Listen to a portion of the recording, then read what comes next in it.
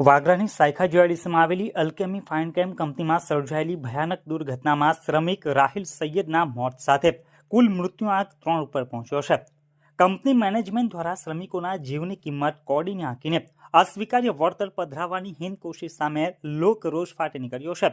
ન્યાયની માંગ સાથે મૃતક રાહિલના પરિવારે કંપનીના ગેટ ઉપર જ પડાવ નાખ્યા છે અને યોગ્ય વળતરની માંગ કરી રહ્યા છે। ઇમ્તિયાઝ પટેલ,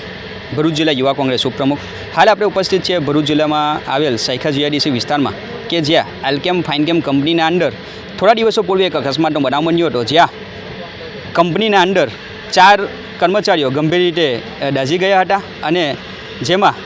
એક સિક્યુરિટી કર્મચારીનું સ્થળ પર જ મૃત્યુ થયું હોવાની માહિતી અહેવાલ પ્રાપ્ત થઈ હતી, જેમાં એક કંપનીનું સારવાર દરમિયાન મૃત્યુ થયું હતું અને ગઈકાલે ફરી એકવાર રાહિલ સૈયદ નામના વ્યક્તિનું મૃત્યુ થયું હતું। અહીંયા આજરોજ મુસ્લિમ સમાજના અગ્રણીઓ અને સ્થાનિક આગેવાનો સાથે ભેગા મળીને તેમના જે વળતરની છે માંગ માટે કંપની ખાતે ઉપસ્થિત રહ્યા હતા, પરંતુ કંપની દ્વારા આ જે બનાવો બન્યા છે અને જે કર્મચારી સિક્યુરિટી ઉપર હાર્ટ એટેક આવવાથી